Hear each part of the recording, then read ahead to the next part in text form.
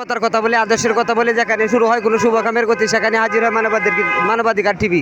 দর্শক, আমি এসেছি 14শত ইউনিয়নের দ্বিবার্ষিক সম্মেলন 20শে সেপ্টেম্বর যে আজ অনুষ্ঠিত হতে যাচ্ছে কিশোরগঞ্জ স্টেডিয়ামের মাঠে। এখন 1400 ইউনিয়নের বাসীর পক্ষ থেকে টানা সভাপতি আমাদের শ্রদ্ধাভাজন গোলাপ ভাই, তার কাছে চলে যাব।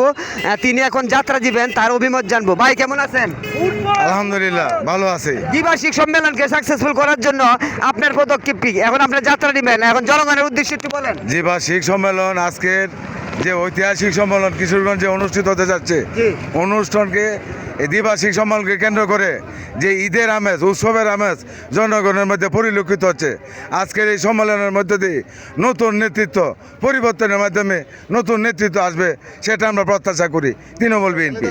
নতুন নেতৃত্ব যদি আসে, নতুন নেতৃত্ব আসলে আমরা দেশটা কেমন চাই?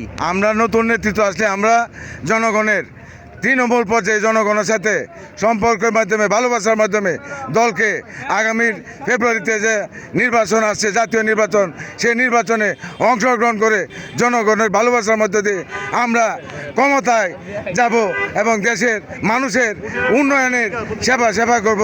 গণতন্ত্রের যে অধিকার, সে অধিকার আমরা প্রতিষ্ঠা করবো ইনশাল্লাহ। আমরা যারা সাংবাদিক আছি, এই যে আপনারা পরিশ্রম করতেছেন দিনে রাইতে নেতাকর্মীদেরকে নিয়ে, ছোট বড় সবাইকে নিয়ে, আমরা যে প্রচার প্রচারণাটা করি, এটা কি আপনি কি প্লাস পয়েন্ট, নেগেটিভ না পজিটিভ হিসেবে ধরবেন? সাংবাদিকরা হলো আমাদের প্রচারের মাধ্যম। জি। আমরা যে আছি, আমরা যে শহীদ রাষ্ট্রপতি জিয়াউর রহমানের আদর্শ লালন করে আমরা যে মাঠে ঘাটে কাজ করতেছি, সাংবাদিক ভাইদের মাধ্যমে এটা প্রকাশ হচ্ছে, দেশের মানুষ যাচ্ছে, জনগণ জানছে। এটা সাংবাদিক ভাইরা আমাদেরকে যে গণতন্ত্রের উত্তরণের পথে আমাদের সাথে যে কাজ করে যাচ্ছে, এই জন্য সাংবাদিক ভাইদেরকে ধন্যবাদ জানাচ্ছি। আপনাকে অসংখ্য ধন্যবাদ, খুব সুন্দরভাবে আপনি কথা বলেছেন। পর্যায়ক্রমে আবার আপনার কাছে চলে আসবো। সবাই ধন্যবাদ।